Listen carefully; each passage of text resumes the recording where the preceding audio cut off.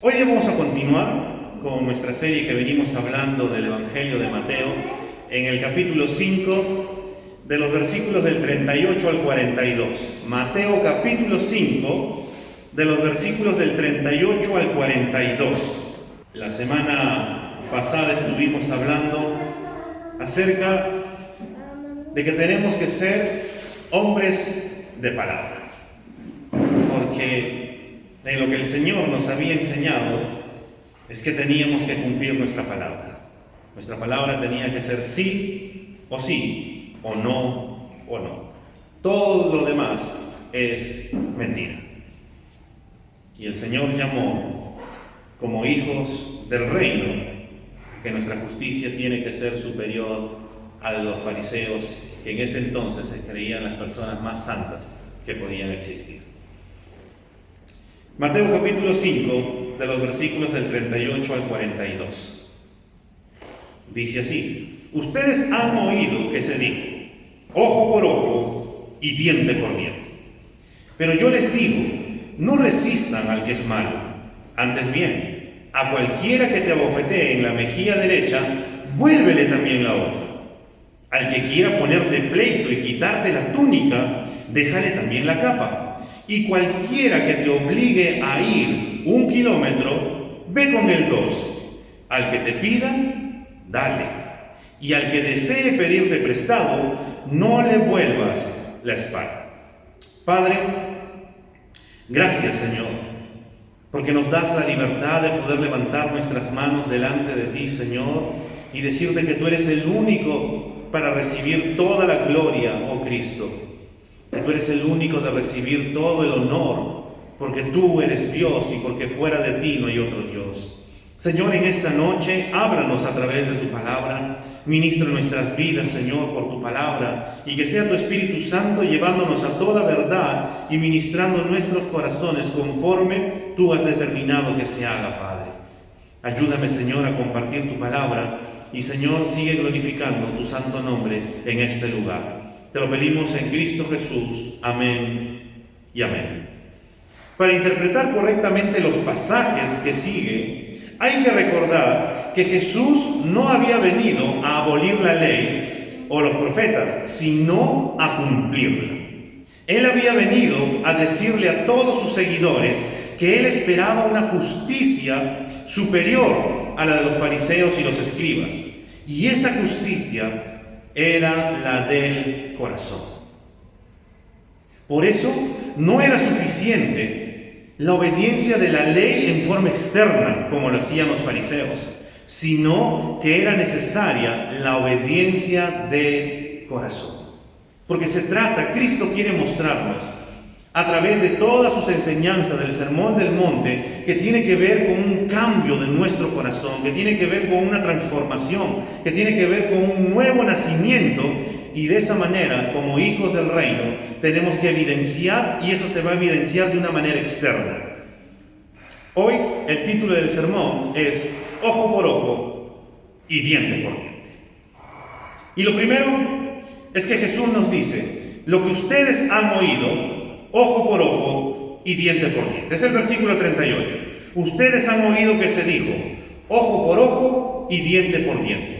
Al igual como en las ocasiones anteriores, nuestro Señor quiere corregir lo que las personas ya habían oído respecto a la interpretación de la ley de Dios que los rabinos o maestros o fariseos habían transmitido en ese entonces al pueblo.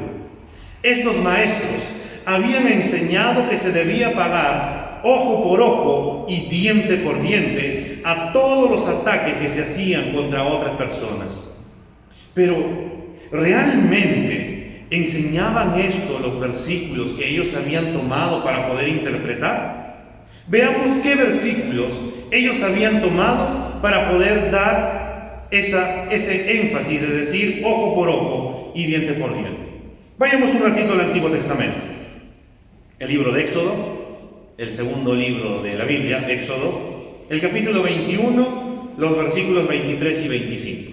Dice así: pero en caso de muerte, se pagará vida por vida, ojo por ojo, diente por diente, mano por mano, pie por pie, quemadura por quemadura. herida por herida, golpe por golpe. El otro pasaje se encuentra en el siguiente libro, en Levítico. Ahí nomás unas páginas después, en el capítulo 24, el versículo 19 y 20. Dice así, Levítico 24, 19, 20. Al que hiera a su prójimo, se le infligirá el mismo daño, rotura por rotura, ojo por ojo, diente por diente, según el daño que cause a otro, será el daño que recibirá. Y el tercer pasaje se encuentra en Deuteronomio, capítulo 19, el versículo 21, que dice: no tengas compasión de nadie, vida por vida, ojo por ojo, diente por diente, mano por mano y pie por pie. Al leer estos versículos, podemos decir que los maestros de la ley tienen razón, ya que en la primera impresión que podemos ver, nos dice esto. Pero, ¿qué nos quiere decir realmente estos pasajes? Si revisamos el contexto de cada uno de estos pasajes, nos daremos cuenta que estos mandatos no fueron dados para la venganza personal, sino que fueron dados para impartir justicia por medio de los jueces a la hora del castigo justo. Dios había dado estos mandatos exactamente porque el riesgo de la venganza personal es algo muy vivo en el corazón de los seres humanos. Estos seres caídos por causa del pecado, este corazón que tiende a lo malo, este corazón que quiere vengarse, y el Señor había dado esos mandatos para que pueda darse en un juzgamiento con jueces. Para la época en la que vivió nuestro Señor Jesús, la ley se había aplicado por los rabinos como una ley que justificaba la venganza personal, y eso es lo que tenemos que entender. Los pasajes anteriores que hemos venido viendo acerca de nuestro Señor, que eleva lo que es los mandamientos, es porque estos maestros fariseos se estaban justificando al haber interpretado de una manera errónea la ley para su propia conveniencia. Y nuestro Señor va a cambiar eso. Lo que podemos ver también, hermanos, es que hasta el día de hoy el corazón del hombre quiere cobrar venganza. ¿Cuántos de nosotros no hemos visto películas de acción que nos brinda el cine, la televisión, el cable, y que en su gran mayoría están basadas en la venganza personal? Y que se vende el pensamiento: mira lo que me hicieron, ahora yo se los voy a cobrar. Y no solamente las películas. ¿Cuántos acá han visto novelas? Cuando a una le hicieron daño y ella por venganza termina haciendo otra cosa. La realidad es que la venganza personal en ese entonces estaba condenada en las Escrituras. La venganza personal se evidencia muchas veces en muchos ámbitos de la vida, pero las Escrituras la condenaban. Si ahí volvemos a Levítico, el capítulo 19, el versículo 18, dice de esta manera: no te vengarás, ni guardarás rencor a los hijos de tu pueblo, sino que amarás a tu prójimo como a ti mismo. Yo soy el Señor. Proverbios 20, 22 también nos va a hablar acerca de que la venganza personal es condenada por Dios. Proverbios 20, el versículo 22, dice así: no digas, yo pagaré mal por mal. Espera en el Señor, y Él te salvará. La ley del talión fue dada para enseñarnos a no vengarnos cuando nos hacen daño, sino a buscar la protección de la ley en las cortes. No debemos de tomar la justicia en nuestras manos. Y algo que debemos de notar cuando volvemos a nuestro pasaje en Mateo es que nuestro Señor Jesús en ningún momento estaba en contra de esa ley. No niega la validez de esa ley, no elimina el principio de justicia que esa ley establece, sino que Jesús busca rechazar la práctica del mundo por la práctica cristiana de los hijos del reino.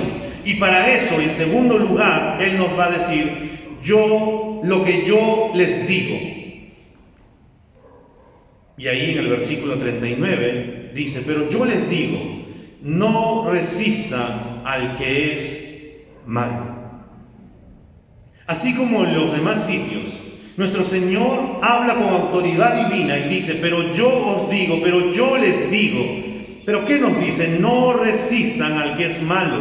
¿Cómo así? ¿Está Jesús pidiéndonos que nos dejemos atropellar, maltratar, abusar pasivamente sin hacer nada? ¿Eso es lo que Jesús enseña realmente aquí? Y la verdad es que no. Pero tenemos que ver dos palabras importantes en este versículo. Una es resistir y la otra es malo. Resistir es oponerse a algo o a alguien. Miremos lo que Jesús nos quiere decir. Nos dice, no resistáis lo malo, es decir, el pecado. Ni dice, no resistáis al maligno, es decir, a Satanás, sino que Él nos dice, no resistáis al malo, es decir, a la persona que hace mal. ¿Y cuál es esa idea? Si tenemos presentes la palabra de nuestro Señor Jesús que siguen a este pasaje, y si vemos así rápidamente el versículo 43 de acá de Mateo 5, dice, ustedes han oído lo que se dijo, amarás a tu prójimo. Si continuamos y tenemos presentes estas palabras del versículo 43, porque es una idea que sigue fluyendo, el de amar a nuestros enemigos, entonces tenemos que decir que la idea es que nosotros no debemos resistir a esa persona que nos hace mal con motivos y actos que carezcan de amor, o falta de amor, o ausencia de perdón. No es que no podamos buscar la protección de la ley, pero esa protección no debe ser motivada por un sentido de venganza, por un sentido de falta de amor, o por falta de perdón y sin rencor. ¿Por qué? Porque la tendencia nuestra es a vengarnos. ¿Cuántas veces no se te ha pasado por la mente cuando alguien te ha hecho daño el querer vengarte? Y los que tienen hermanos, cuando tu hermano o tu hermana te había hecho algo, te había escondido, había roto, perdido, por tu mente también pasaba la idea de poder hacerle lo mismo. El querer vengarnos, el querer guardar rencor por esta persona. Y de esta manera desarrollamos rencor por esa persona.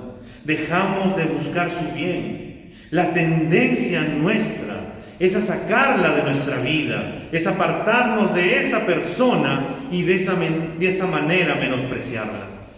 Pero Jesús nos dice que esa no es la actitud de un hijo del reino. No debemos vengarnos cuando nos hacen mal.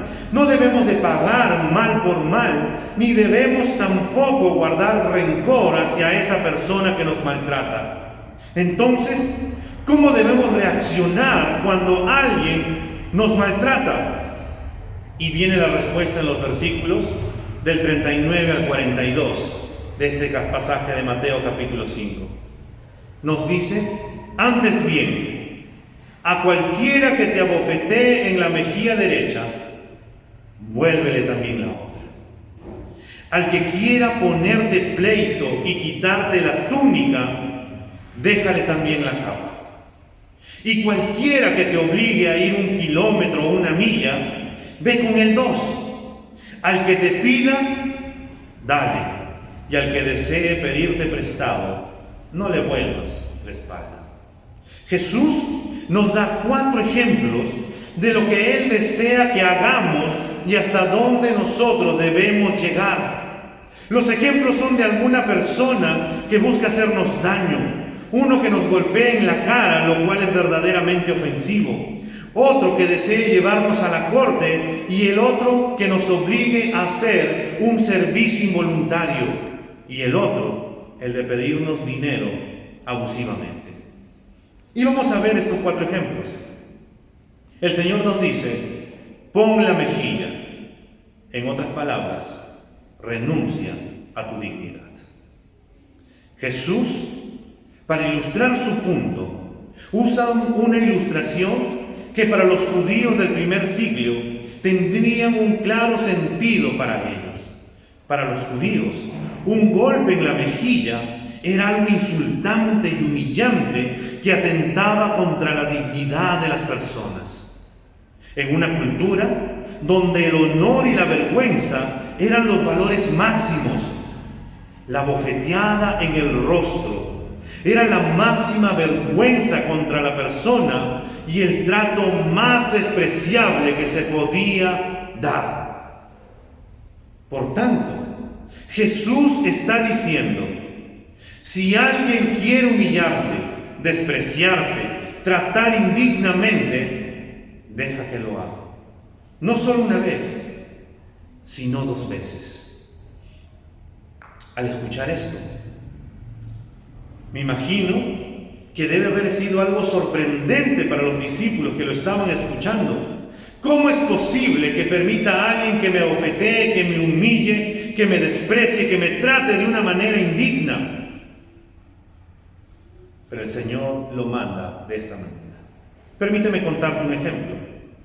Yo no sé si tú has escuchado acerca de Hudson Taylor. Hudson Taylor fue un misionero, uno de los pioneros que se fue a la China, donde otros no querían ir. Él se fue a hacer misiones a la China. Un día, estando a la orilla del río, le hizo señas a un bote para que lo pueda llevar. En el bote había un hombre que no había reconocido a Hudson Taylor. ¿Por qué no lo había reconocido? Hudson era un hombre inglés, blanco, ojos verdes, pelo castaño, medio rubio, pero él había aprendido algo cuando fue a hacer misiones a la China. Él dijo: yo me voy a vestir como uno de ellos. Y se vestía como uno de ellos. Así que el hombre, estando en la barca, no lo reconoció a Hudson. Y cuando el barco se estaba acercando, este hombre lo empujó fuertemente y Hudson Taylor cayó en el barco. Hudson, sin problemas, se puso en pie y se subió al bote.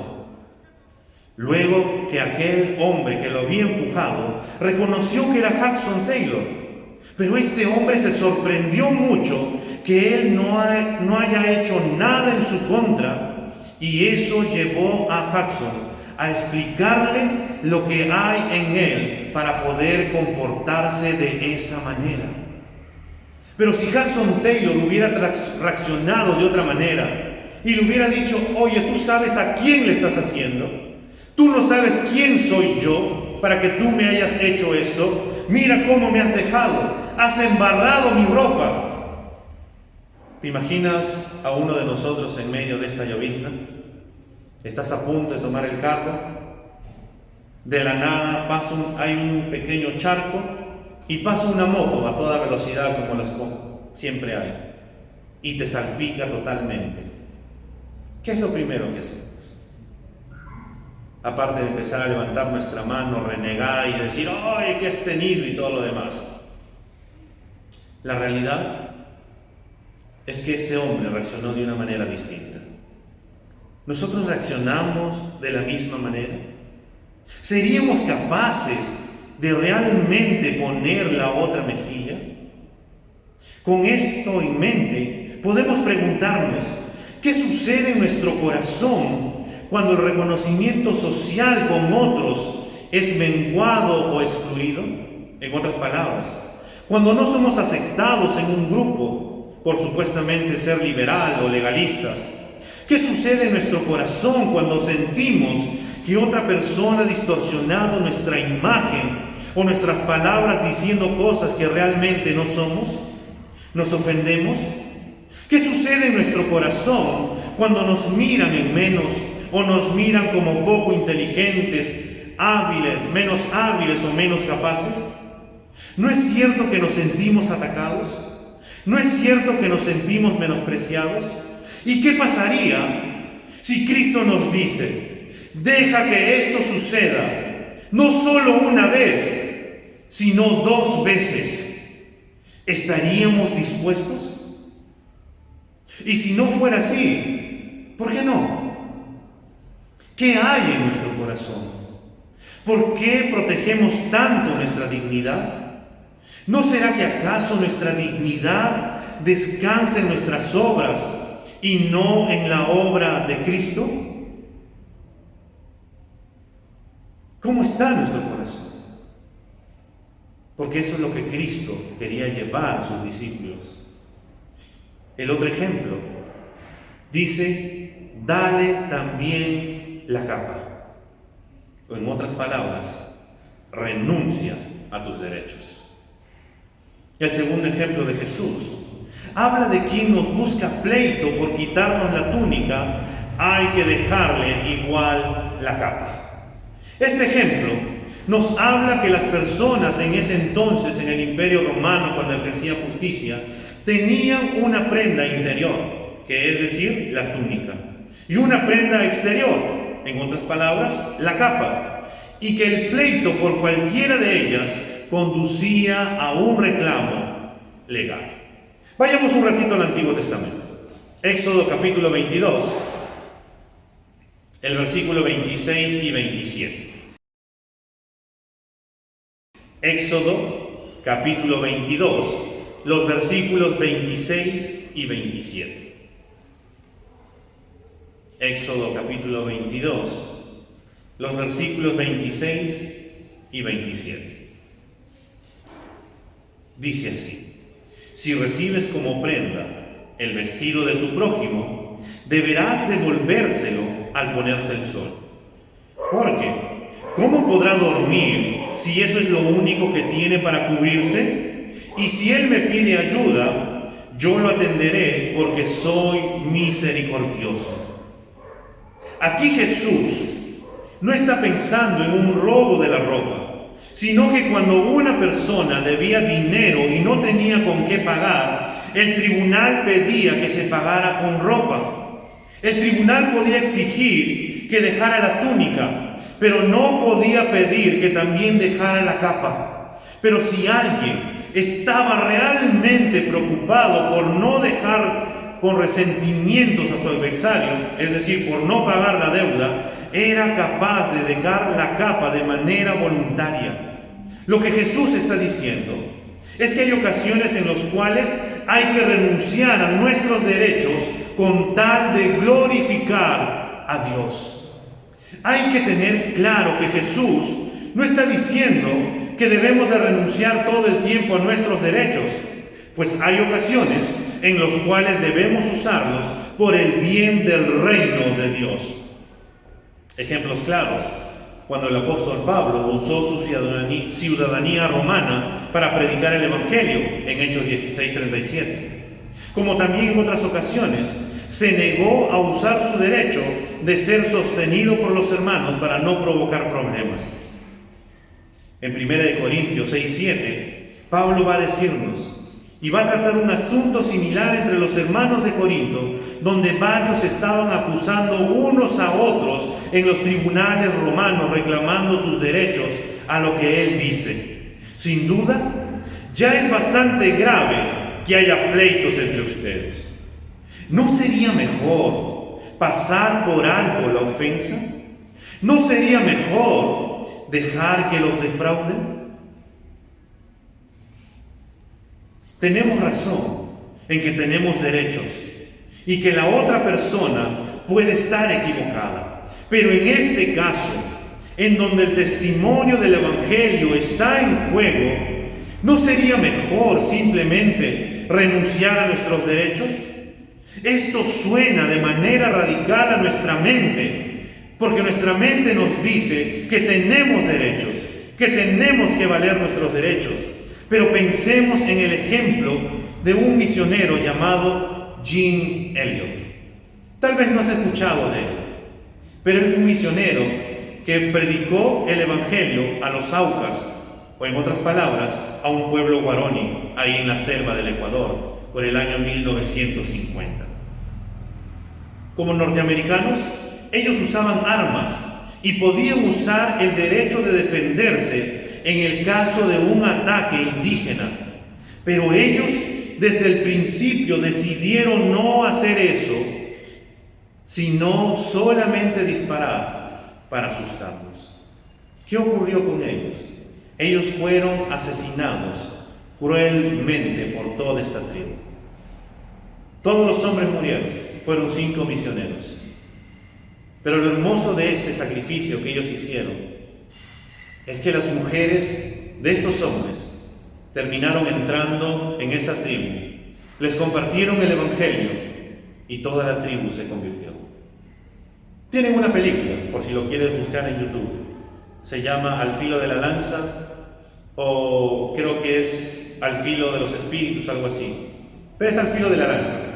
Es una película. ¿Quién lo hizo?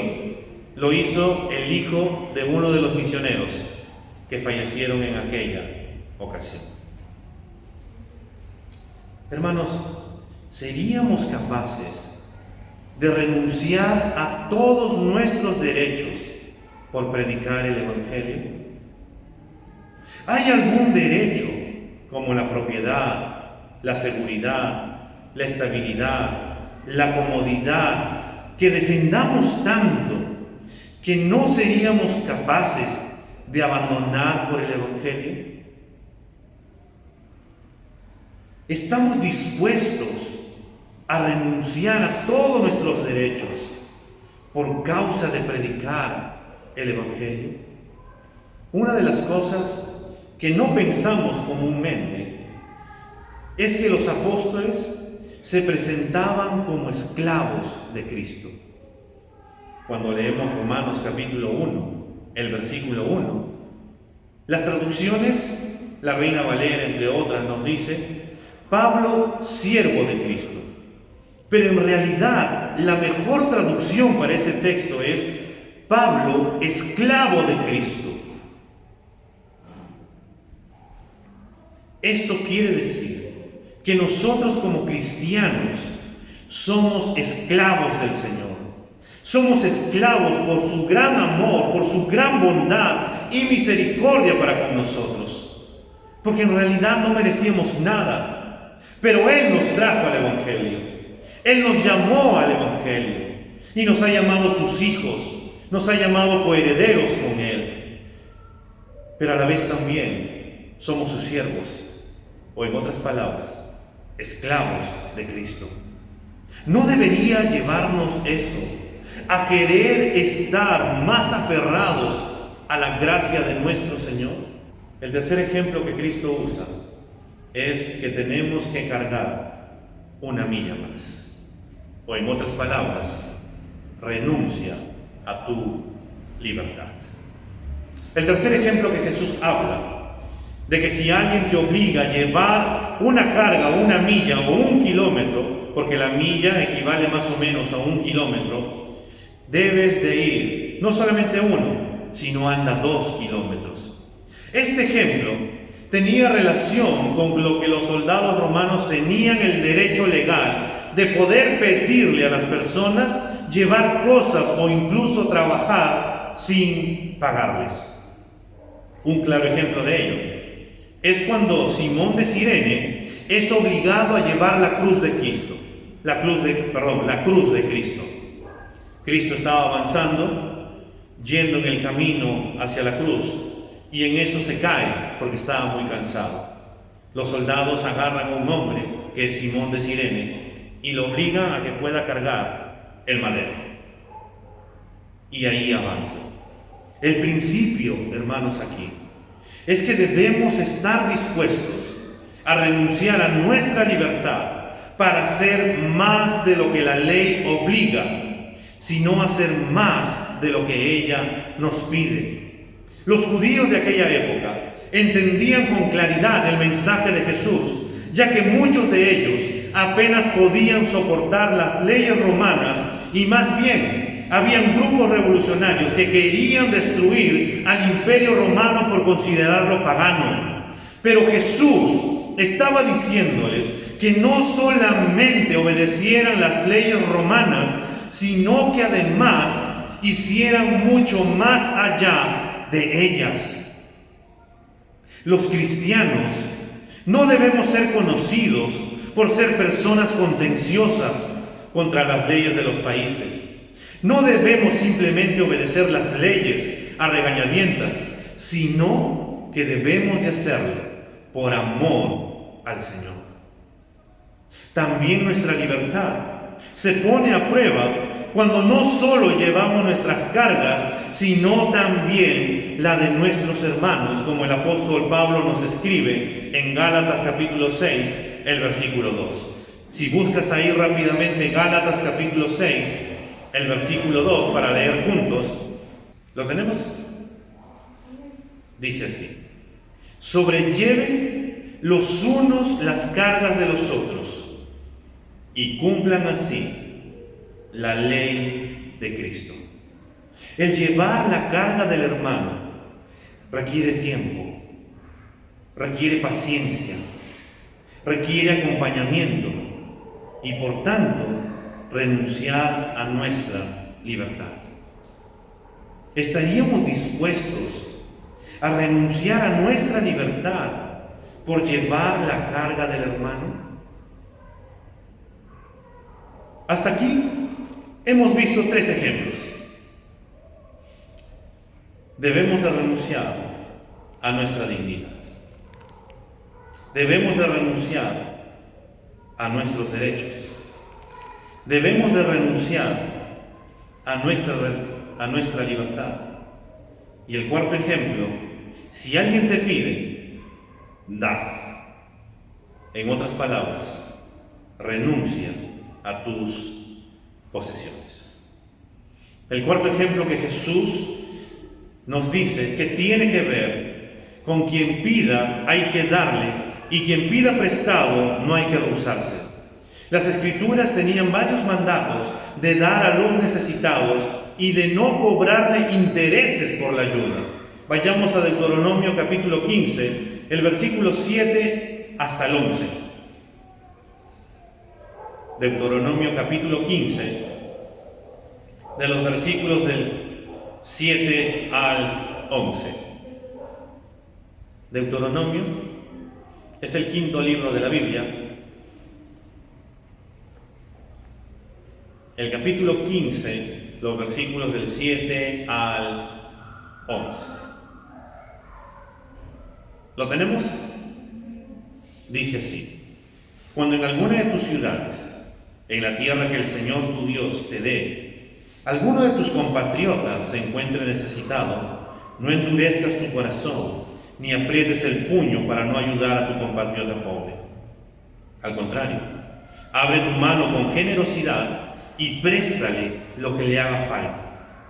Ten cuidado de no abrigar en tu corazón pensamientos perversos, ni digas: ya está cerca el año 7º, el de la condenación de deudas, y veas con malos ojos a tu compatriota necesitado y no le des, porque él podrá clamar al Señor y este pecado contará contra ti. No dejes de darle, ni seas mezquino de corazón cuando les des, porque por ello el Señor tu Dios te bendecirá en todo lo que hagas y en todo lo que emprendas. En la tierra nunca faltarán menesterosos. Por eso yo te ordeno que abras tu mano y ayudes en tu tierra a tus compatriotas y a los pobres y necesitados. La ley exigía que debíamos de darle a los necesitados, pero el punto de Jesús aquí iba más profundo, iba al corazón de la actitud de dar. Debemos dar no solo por obligación, sino que debemos de dar con gozo en el corazón para quienes lo necesitan. Por supuesto, no significa que debemos de dar a todas las personas sin analizar cada situación. Hay un teólogo que se llama Donald Carson y él cuenta cómo él conoció a un estudiante en la universidad. Este estudiante se quedó en la quiebra porque tomó este mandamiento sin pensar en cada caso en el cual daba. Así que muchas personas le fueron a pedir porque él decía que simplemente cumplía el mandato de Jesús. Debemos de ser cuidadosos con interpretar el pasaje de esta manera que pueden llevar a destruir nuestra vida y nuestra familia. El punto de Jesús aquí es, y nos tendría que preguntar, ¿nos cuesta dar? ¿Nos cuesta ayudar al prójimo o a los pobres necesitados? ¿Nos cuesta ayudar a los hermanos de nuestra iglesia? ¿Te cuesta ofrendar con un corazón alegre? ¿Damos nuestras ofrendas como los fariseos o como la viuda pobre? Algunos cristianos enfatizan tanto la propiedad privada que parecería que sus posesiones son todo para ellos. Pero ante las posesiones que tenemos, tendríamos que reflexionar y preguntarnos, ¿quién nos ha dado todas las posesiones que tenemos? ¿No es acaso Dios? ¿Y qué si Dios nos manda a dar todo lo que poseemos para Él? ¿Lo llegaríamos a hacer? Otro hombre famoso se llama George Mueller. Él es considerado el padre de los huérfanos. Este hombre es, se podría decir, un hombre, y como él mismo lo dijo, él no pedía nada a nadie. Todo lo que él tenía para poder darle a los huérfanos, lo hizo en base a la oración. Y él dijo, hubo un día en que morí totalmente a George Mueller y sus opiniones, sus preferencias, sus gustos, su voluntad. Morí al mundo, a su aprobación y censura. Morí a la aceptación o la culpa, incluso de mis hermanos y amigos. Y desde entonces he estudiado solamente para mostrarme aprobado por Dios.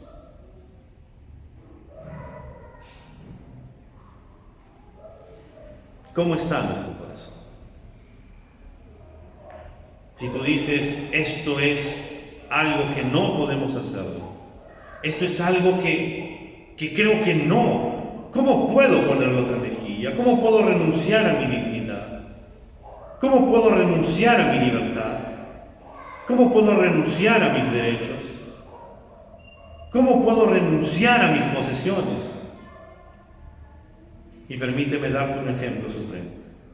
Cristo renunció a su dignidad, a su derecho, a su libertad y a sus posesiones por amor. Una de las cosas sorprendentes del Evangelio es que el mismo Salvador renunció a su dignidad, renunció a su derecho, renunció a su libertad, renunció a todas sus posesiones por amor al Padre y a sus escogidos. Y esto lo podemos ver en Filipenses capítulo 2, el versículo del 5 al 11, cuando el apóstol Pablo lo resumió de una manera perfecta.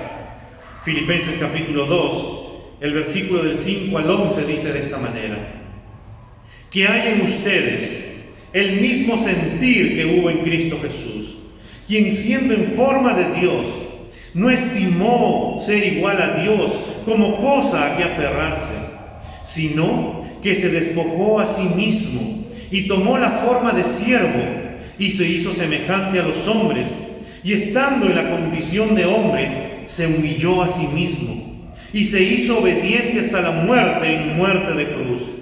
Por lo cual Dios también lo exaltó hasta lo sumo y le dio un nombre que es sobre todo nombre, para que en el nombre de Jesús se doble toda rodilla de los que están en los cielos y en la tierra y debajo de la tierra, y toda lengua confiese que Jesucristo es el Señor, para gloria de Dios Padre. Si renunciamos a nuestra dignidad, no es que perdemos nuestra dignidad, sino que la encontramos en Cristo. Si renunciamos a nuestros derechos, no es que lo perdemos, sino que lo encontramos en Cristo.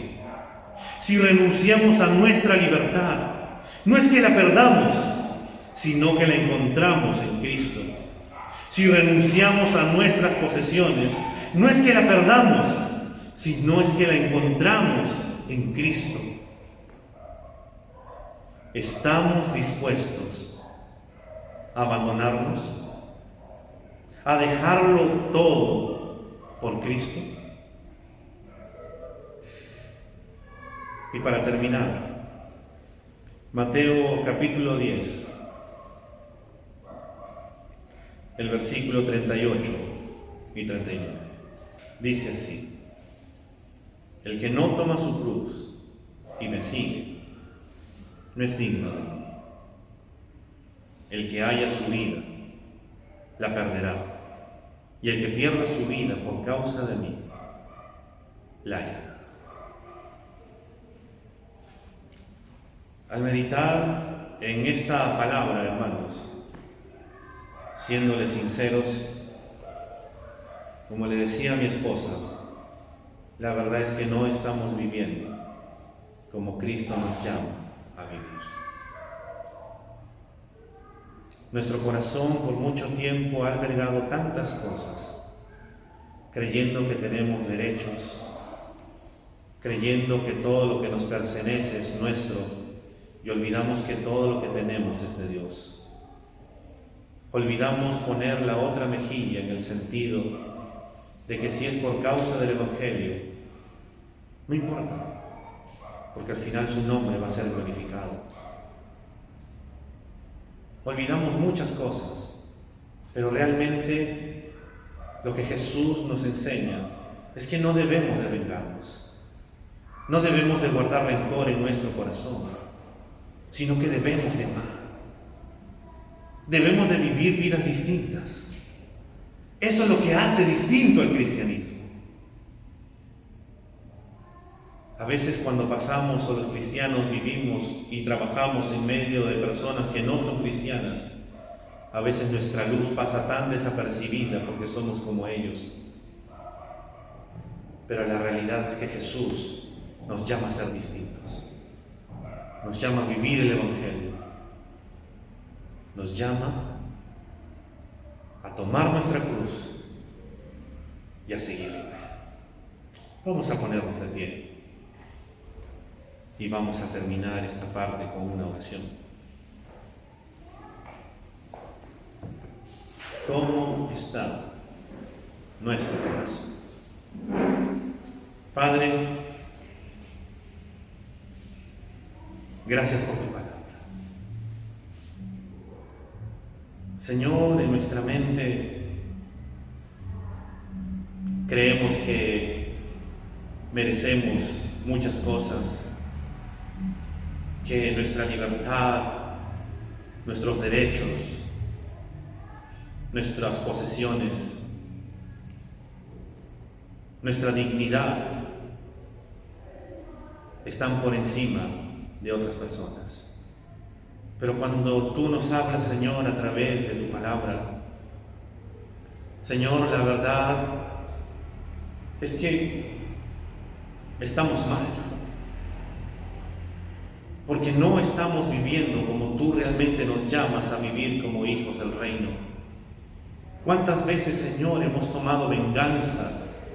Hemos pensado mal de querer hacerle daño a otra persona porque nos ofendió. ¿Cuántas veces, Señor, hemos pagado mal por mal? ¿Cuántas veces nuestro corazón, Señor, se ha endurecido? ¿Cuántas veces nuestro corazón, Señor, ha guardado ira, resentimiento? Porque habíamos pensado que merecemos tantas cosas. Pero, Señor, tú que eres el mayor ejemplo de todo, tú renunciaste, Dios, a tus derechos, a tu libertad, a tus posesiones, a tu dignidad. Fuiste humillado, Señor. Cargaste todo en la cruz. Fuiste despreciado, humillado, abandonado, rechazado, golpeado. Pero todo lo hiciste por amor a nosotros, Señor, y nos has llamado a poder vivir esa vida también de esa manera. Señor, ayúdanos en el poder de tu Espíritu Santo a poder vivir vidas, Señor, que glorifiquen tu nombre. Donde lo único que pensemos, Señor, es en glorificar tu nombre. Donde lo único que pensemos, Señor, es lo que tú nos das, oh Dios. De que todo lo que tenemos es por gracia tuya, Señor. De lo que ahora podemos valer, Señor, si es que en algo valemos, es por lo que tú hiciste en la cruz y porque nos has llamado a poder vivir en el Evangelio, porque nos llamas tus hijos, porque somos coherederos con Cristo, porque somos una nueva creación, porque somos tu obra maestra, oh Dios, pero nos llamas a poder reflejarte, a poder ser sal y luz en medio de esta generación. Señor, ayúdanos. Realmente, Señor, necesitamos tu ayuda en este tiempo para poder vivir tu palabra, Dios, para poder cambiar nuestra manera de pensar y que se pueda ver reflejado, Señor, en lo exterior. Señor, ayúdanos a no ser como los fariseos, que buscaban la aprobación de los hombres y no buscaban tu aprobación. Ayúdanos, Señor, a ser como tú quieres que seamos, que podamos cambiar nuestro corazón para que esto también se evidencie de una manera externa y que puedan reconocer de que somos tus seguidores, de que somos tus hijos y que solamente y exclusivamente vivimos para tu gloria, Señor, y solamente para adorar, glorificar y vivir en tu santo nombre. Gracias, Señor, porque creemos que el que comenzó la buena obra la perfeccionará hasta el día de Cristo. Ayúdanos a salir de nuestra comodidad para realmente poder seguirte a ti, cueste lo que cueste, valga lo que valga, Señor, venga lo que venga, te seguiremos a ti y solamente a ti, porque tú eres nuestro Rey. En Cristo Jesús, Señor, te damos las gracias. Amén.